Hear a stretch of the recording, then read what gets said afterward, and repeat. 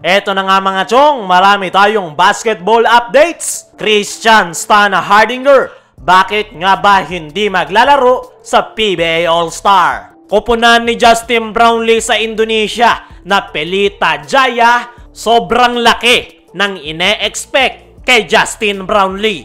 Matapos ngang i-anunsyo na maglalaro para sa Pelita Jaya, itong si Justin Brownlee ay maraming Pelita Jaya fans ang nag-e-expect na mabibigyan ng kampyonato ni Justin Brownlee ang kanilang kupunan. Kilala nga raw nila si Justin Brownlee dahil ito nga yung nanglampaso sa kanilang national team na Indonesia last SEA Games. Alam nga rin daw ng Pelita Jaya fans na sa bawat kupunan na nilalaruan ni Justin Brownlee ay palagi niyang nabibigyan ng championship. Kaya naman, umaasa ang Pelita Jaya na magcha-champion na ang kanilang kupunan sa pagkakadagdag ni Justin Brownlee. Sa mga hindi nga nakakaalam mga chong, ay isang ang title contender itong Pelita Jaya Basketball. Pero palagi nga silang kinakapos sa dulo at sawa na nga silang maging runner-up. Kaya naman, kinuha nga nila si Justin Brownlee para maglaro sa kanilang koponan. Sa ngayon ay na kay Justin Brownlee ang lahat ng pressure dahil malaki ang ine-expect sa kanya ng kanyang koponan. At hindi nga yan magiging madali dahil unang-una ay kaya nga tinanggap ni Justin Brownlee ang paglalaro sa Indonesia ay para mapanatiling kondisyon ang kanyang laro. Pero naniniwala ko mga chong na ibibigay ni Justin Brownlee ang kanyang best para matulungan ang Pelita Jaya Basketball. Kilala natin itong si Justin Brownlee na hindi yan basta-basta nagpapatalo. Ayon nga mismo, sa latest interview nitong si Justin Brownlee ay very excited nga ito sa opportunity na makapaglaro sa Indonesia. Very familiar na nga rin daw siya sa kanyang ilang mga teammates gaya ni KJ McDaniels na nakalaban niya na sa PBA at ang ilang national team players ng Indonesia na sila Brandon Jawato at Anthony Bean na nakalaban niya last SEA Games. Sinagot nga rin nitong si Justin Brownlee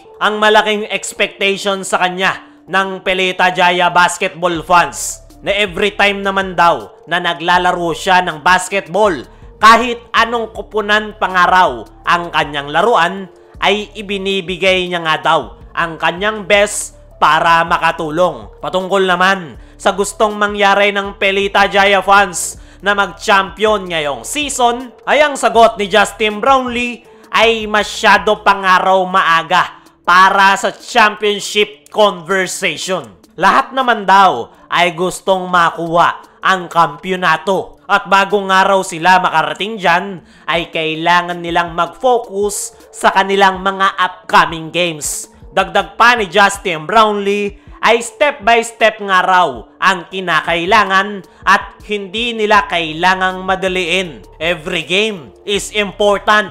Kailangan nga lang daw nilang mag-focus at maglaro as a team dahil yan nga raw ang pinaka-importante sa isang koponan at sama-sama nga raw nilang haharapin manalo man o matalo. So ngayon nga mga chong ay todo na yung preparation nitong si Justin Brownlee dahil expected na ang kanyang magiging debut game ay sa darating na March 23 at wala ngang sinasayang na panahon itong si Justin Brownlee dahil gusto nga nitong maibalik ang kanyang game shape as soon as possible. Kayo mga chong, naniniwala ka ba na kayang mabigyan ng kampyonato ni Justin Brownlee ang kanyang kupunan sa Indonesia na Pelita Jaya Basketball?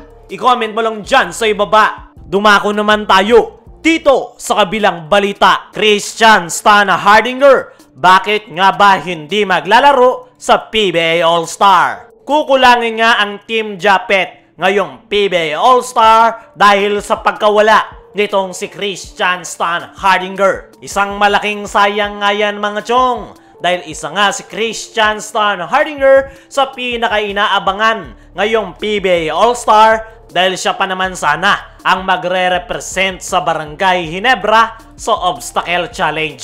Pero ano nga ba ang dahilan kung bakit hindi makakapaglaro itong si Christian Stan Hardinger ngayong PBA All-Star? Tutukan nga natin yan sa report ni Jerry Ramos ng Spin.ph. Ay hindi nga raw nakalipad pa Bacolod itong si Christian Stan Hardinger dahil tiyempo nga na tinamaan ito ng sakit. Ayon nga kay Deputy Commissioner Eric Castro ay nagsusuka at masama ang pakiramdam ng Barangay Ginebra Bigman. Hindi nga rin daw ito makagalaw ng maayos, kaya naman hindi na nagawa pang makalipad nitong si Christian Stan Hardinger pa Bacolod. Kahapon nga ay nagdatingan na sa Bacolod ang mga PBA All-Star at wala ngang Christian Stan Hardinger na nagpakita. Ang isa pang tanong, sino ang papalit kay Christian Stan Hardinger ngayong hindi ito makakapaglaro sa PBA All-Star? Nang dahil nga sa late na